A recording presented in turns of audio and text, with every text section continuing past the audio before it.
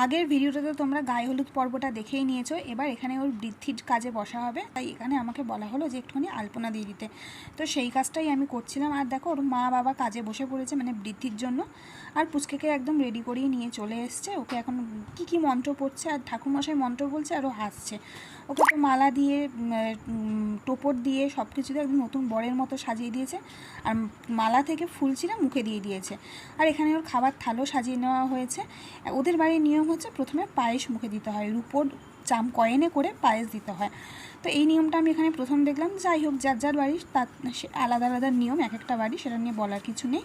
আর পুচকে কিন্তু বেশ চেটে চেটে পায়েস খাচ্ছিল।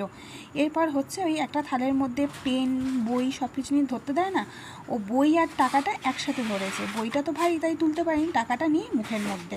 তো এরপর এখানে যা ওর মেনুতে দেওয়া হয়েছিল, শুক্তো, ডাল, টুপসে ফ্রাই, মাছের কালিয়া, ওগুলোই আমাদেরও মেনু ছিল।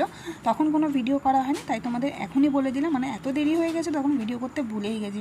এরপর দেখো ও মায়ের কোলে বসে বসে আদর খাচ্ছে আর কি হাসছে। আজকের মতো মিনি ব্লগটা দেখা হচ্ছে পরের মিনি ব্লগে। আজকের মতো টাটা।